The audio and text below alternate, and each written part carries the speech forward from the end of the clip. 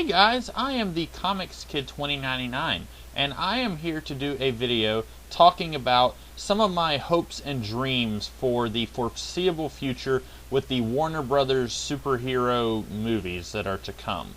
I've recorded, I believe this is my third attempt at recording this video. The first two were really jumbled. The second one, I even finished recording it. It was about 15 minutes long, and I started editing it, and I just realized it was a big jumbled mess. I didn't really have my thoughts together, and in addition to it not being an especially good audio clip that wouldn't really be suitable for a video, I had recorded it before the internet exploded after the announcement that Ben Affleck will be playing Batman in the sequel to the Man of Steel movie. Now, I don't want this video to be about that. Basically, like most of the time, I am neutral on this subject. I think they could have gotten a better actor. I don't think that Ben Affleck is an awful actor, nor do I think that he is solid gold. I think basically I had grown accustomed to the idea of Josh Brolin. I really liked that idea, and I think I was just disappointed that after we had seen some of these news sites confirm that names like Josh Brolin and Ryan Gosling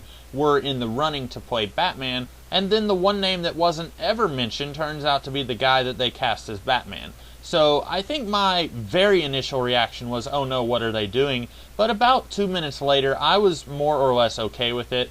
I think complaining about it isn't going to get us anywhere, because the people who are firmly against this, they are still going to see the movie anyway. Nothing is going to stop them from watching this movie and complaining about it afterwards. And the people who are like me and are kind of on the fence about it, they're going to go see it, and they're probably going to like it anyway, or at least they're going to like most of the things about it. I'm not here to complain about Ben Affleck. I'm not here to put him on a pedestal and say that he is awesome. I'm here to talk about some of the things I would like to say about the upcoming Batman stories on film in regards to the story. Now, here is what we know so far. We know that Batman will be appearing in the sequel to Man of Steel. I have heard other people say that it seems like this movie is still going to be, by and large, a Superman movie. It is still going to have most of the actors who were in this Superman movie that we got this year. We're still going to get Henry Lennox as the general guy. We're still going to get Star Labs. We're still going to get Professor Hamilton. We're still going to get the members of the Daily Planet. But we're just going to happen to have Batman in this movie as well. Now, we don't know if this is going to be one of those things where it starts off like basically every Batman-Superman team-up starts off, where Batman comes and he fights Superman a little bit, and then they realize that they have a common enemy in Brainiac or Lex Luthor. I don't know if they're going to go down that road, or if Batman is going to be the antagonist of this movie, and it ends with the two of them saying, oh, okay, this has all been a misunderstanding. I think that would be a little bit anticlimactic, but I think everyone is expecting this to be what I said at first, where the two of them meet each other and they fight, and then about 2/3 of the way into the movie, they realize that they are not enemies. So I don't know what they're going to do. I would like for this to be a straight-up Superman movie that just happens to have Batman in it. I really don't want to see Commissioner Gordon. I don't want to see Robin. I don't want to see Alfred. I don't want to see any of Batman's villains, because I want it to be a Superman movie. I feel like Man of Steel, I more or less liked the movie, but I really didn't feel like we were getting a straight-up Superman movie. I felt like it was set up for what could be a great Superman movie. This was more or less pre-Superman. And I would really like to get some solid Superman stuff in a movie, and I feel like trying to fit in some of Batman's supporting cast would only detract from that. Now, I do eventually want to see some of Batman's supporting characters if this ends up being kind of DC's own version of a shared superhero universe. Ever since 2008, we have seen Marvel Studios basically start their own shared film universe. They've got Iron Man, Thor, Captain America, the Avengers. All of these characters are existing in one shared film universe, and I'm pretty sure DC is going to do that as well, starting with Superman and Batman meeting each other. I've been pretty confident that they were going to be doing this since Avengers made like $1 billion. Everyone else seems to be kind of shocked that they're going down this road, or they seem to just have it guaranteed in their mind that they're going to fail when they do this. I don't think they're going to fail. I think they may not do as well as Marvel has been doing, but then again, Marvel didn't start making billions and billions of dollars until the Avengers movie. All of the movies that led up to that were not as financially successful or critically acclaimed as people seem to think they are. So I say let's give the DC superhero movies a chance. They may end up surprising us. I am looking forward to seeing what we get. But for now, I want to talk a little bit about what I would like to see, assuming that the Ben Affleck Batman that we are going to get in Man of Steel 2 is going to get his own Batman films at some point down the line, kind of like what we've been doing with the Marvel superhero movies. If we do get that, I would like to see a Batman who is more of a superhero. I really liked 2/3 of the Christopher Nolan, Christian Bale Batman movies. The one I didn't like as much was The Dark Knight Rises. I feel like the one quality about those movies that I absolutely think should stay with those movies and should not be carried over to this version of Batman is the air quotes realism of those movies.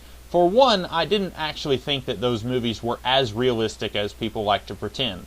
The most grounded, real-world feeling movie of the three was The Dark Knight.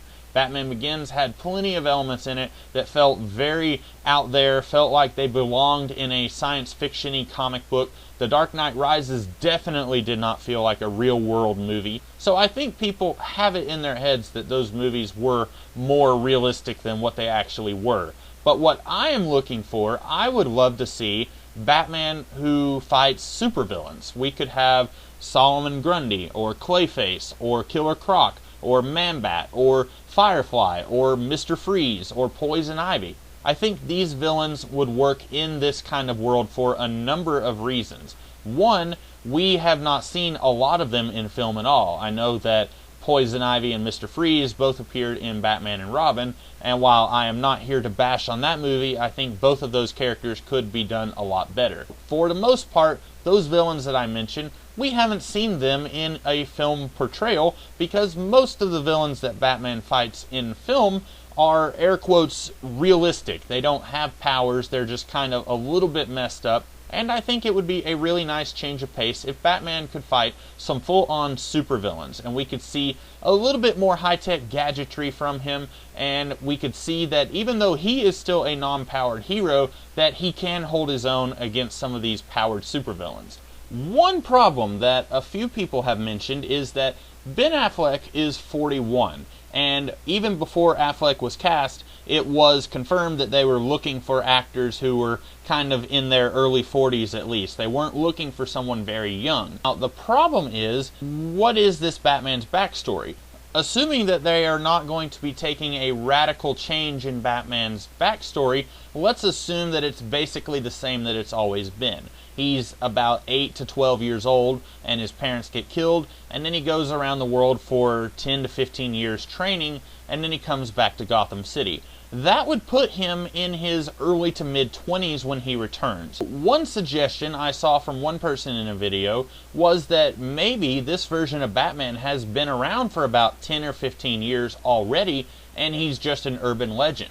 He's just been fighting normal, non-powered thugs, people carjacking, bank robbery, stuff like that. He has been keeping a very low profile, fighting non-powered threats that could and do exist in the real world, and then you get up to Man of Steel, where suddenly an alien invasion happens, and kind of like what they said in the Avengers movie, this changes everything. Things are going to be very different from now on. The same would apply for a shared DC universe. You have a Batman who's maybe been around for about 10 years just fighting normal thugs, and he says, oh wow, there's a powerful alien god over there in Metropolis who just killed another alien and he leveled like a third of the city. I'm going to have to go over there and lay down the law.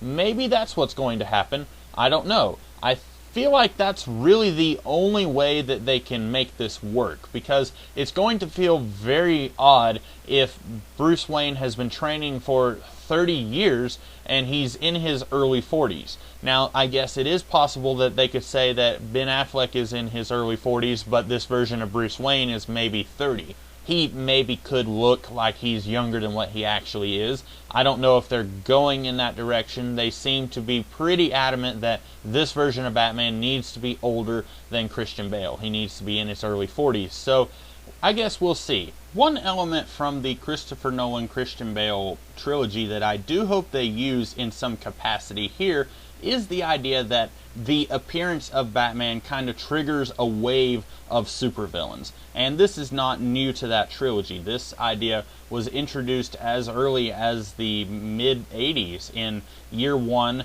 and also The Dark Knight Returns. Both of those stories kind of play with the idea that if Batman isn't there, real crime is going to take a rise, but the super crime that he usually fights is just going to go away. And once Batman comes in, then the super crime is going to rise along with Batman. This idea is one of those things where once it occurred to me that this was an idea that was around in the comics, and I kind of started reading some of the comics and seeing this idea in action, I felt like there is absolutely no other way that this can be done. One thing in the mid-2000s cartoon The Batman that I thought did not work at all was that Batman had been around for about 3 years, and suddenly all of his supervillains just start showing up at once. Now, this could maybe work in a superhero shared universe like I'm theorizing that it might. Let's say the Ben Affleck Batman is 40 years old. Let's say he's been fighting crime as Batman for about 10 years, but he has kept it very secretive, a very low profile. Even the police don't fully believe that he is a real thing, but they have seen some evidence that maybe there is something out there. And so the supervillains are not going to come out in full force as a reaction to Batman because they don't know if he exists. Then Superman comes out, and then Batman comes out in reaction to Superman, and he will have his first full-on public appearance at some point in Man of Steel 2, and then we can have that trigger the full-on wave of supervillains who show up as a reaction to Batman. I think that's maybe the best way to use some of the ideas from the comics and the previous trilogy while also using what we know they are going to use, like an older Batman. I really don't think that saying supervillains have been around since before the Man of Steel is really going to work, because Jonathan Kent acts like before Clark makes his full-on appearance that this is more or less the real world. I don't think that we can say, oh, well, before Clark became Superman, Mr. Freeze was over here holding Banks hostage. I don't think that would work, because Jonathan Kent is acting like Clark is the only one with these abilities. And I think we're going to have to work with the idea that Clark is the first one, and then maybe all of these other people, like the Flash or Green Lantern or Wonder Woman, they come in and it's like, okay, I thought I was the only one. It's cool that there's other people like me. And then we can have our Justice League movie in 5 or 15 years or however long it takes Warner Brothers to get it out there. Those are just some ideas that I have. And I'm sure that by the time I put this up in another week or two, we're going to get another huge Batman announcement that is going to make this video completely moot. And by then it's okay, because I've already tried making this video 3 times, and this is just going to be the video that I make. So if this happens to be out of date by the time the video goes up, that's fine. I am aware that that's very likely to happen. I'm very curious to hear what you guys have to say, either in the comments below or in a video response. Until then, I will see you guys tomorrow with another kind of video. I will catch you later. Have a good day.